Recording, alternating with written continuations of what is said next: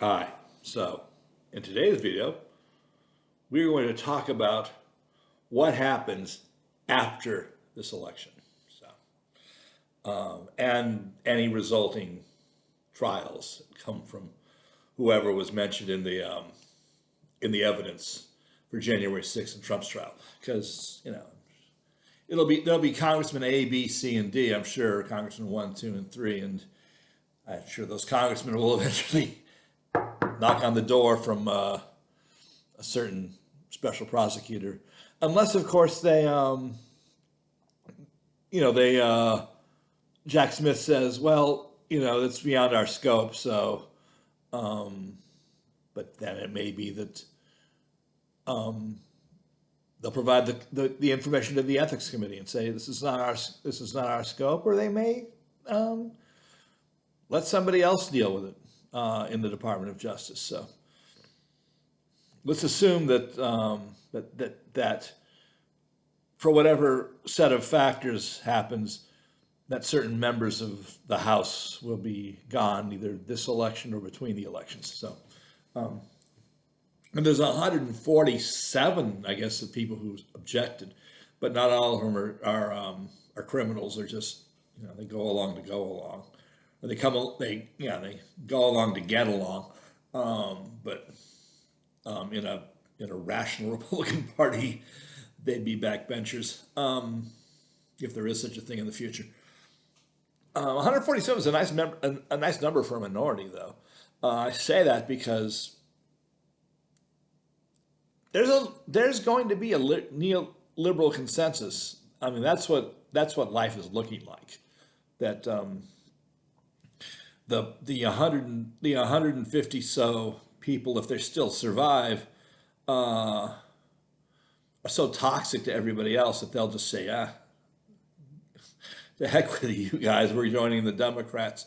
And they may push some people out on the other side, or they'll be, on the Democratic side, the AOC Democrats may be dissenters within their caucus, or a separate party that doesn't get to last too long in leadership, or they may be kept in leadership. That depends upon the number, whether the 100 or so or 70 or so neoliberals in the Republican Party, what kind of influence they have, and whether they get to keep their seniority, but in the body. But even though it's not, so if they're not shoved to the bottom of the committees in which they serve, if they still keep their seniority on the committee, even though they've changed parties, and I don't see why that shouldn't be the case, then some people in the Democratic Party who thought they were rising up will not be up anymore. Quite a few, actually. So, and the voters may have some opinion about how many of AOC's group stays, and they may select out because of it's going to get harder. Biden gave them and the leadership, and then Speaker Pelosi gave them a lot of room to keep them in, but not sure how Speaker Jeffries will go with that, or if Speaker Jeffries will be Speaker with a combined caucus. I think he probably will, but whether he does realpolitik or just folds people in and says you're on your own. I think he's going to take advantage of the people who shift over and their experience, to put them in leadership. But the long and the short of it is there's going to be a neoliberal majority, because they will. I don't believe there are 70 people in the AOC faction. More like 30, maybe like 15. So, do I think there'll be a? And then then the question is, what happens to what are the Republican voters going to do, and their members? Are they going to actually become abandon the fascist nonsense and put on a more left-wing egalitarian as opposed to a right-wing egalitarian view? That remains to be seen. I have a feeling that that's probably going to happen, that there'll be some libertarian green consensus, some more radical party, and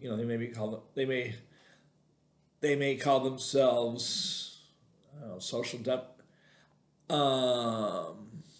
there's, the obvious name for the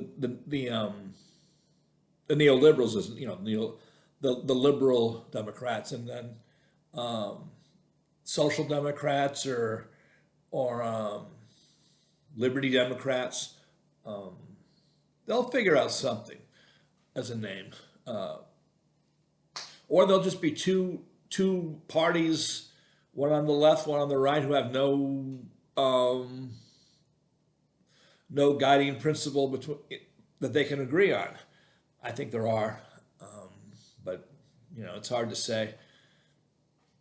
I would be happy to put them into together, because libertarianism was originally a socialist operation before Hayek. Were they willing to throw Hayek under the bus? I don't know. If the people that support financially the Hayekian types go toward the neoliberal consensus, then I have a feeling that certain trends in the Republican Party will suddenly fall away. So, because they won't be needed anymore by the upper class. So, they might even declare victory, and let the two sides reorganize. We'll see. There's a lot of Trump world that doesn't believe in the necessity to die on the hill of abortion. So we'll see again what happens with that. So, but it's going to change. It's going to change. If they were trying to create a neoliberal majority, they couldn't have done a better job than what's going on in this election. Since there's this chunk of people who, don't belong with the ultra radical Republicans. That portion of heritage that has drunk the tea of Trumpism, and the pro-life version, I think that's going to be sunk with this election. There was the secret sauce to beat Clinton was that they pushed her into endorsing partial birth abortion, and then the swing state Republicans who could have gone with her suddenly balked at that, and went with Trump. Just one of those historical accidents that maybe have been engineered by Moscow. It's possible because they had assuredly hacked the Clinton campaign. So, they knew what she would say, and they, planted the seeds, and Trump tried to plant the seeds in the first debate. It didn't go. In the second debate, it really didn't go, because he started to hit that crowd size, or the crowd's leaving, and just he lost it. So anything he had to say about anything just was babbling. So yeah, and there's not going to be another debate because Donald Trump is rightly and correctly thinking that the ativan he has to be on will restrain his ability to speak his mind and reach to his base. So yeah, he's done. And his coalition is done, and I think it might be deliberate. So one last conservative wealth-based screw over to instead of putting together a coalition of to divide the working class from the others. Now the working class is in two piles, so they figure let's separate the piles, and finally they're going to win this thing in the middle. I don't think that'll last, but it's the result. It's the end result of what's happening now. So, will the working class stay divided? It's an interesting question. Without abortion, they probably won't be, and racism, they won't stay divided because racism isn't that big a thing in most people's minds. They're the loud egalitarian racists, but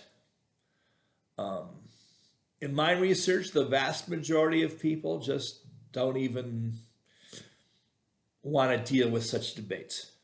They don't like being called unwoke or closet racists. So they may get together and say, we'll go with the other egalitarians.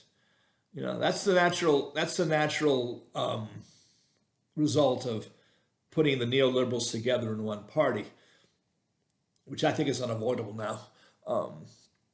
That they will, allow the other side to find common ground, which would be liberty of some sort or another. They'll agree to disagree on certain things, and the desire to, make the workplace a better place, a really better place, and considering where the Republican base lives, it's hot down there. It's circumstance may turn a lot of people into environmentalists.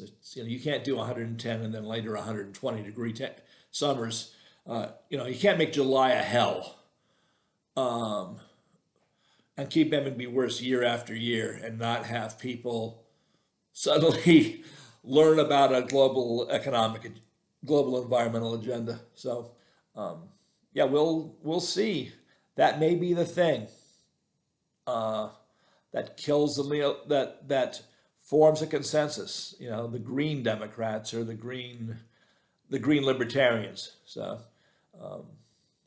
yeah, it'll be interesting to see what happens with this. It may be the environmental people and the neoliberal people. So yeah, unless the neoliberals unite on the environment, we will see. And we'll see soon.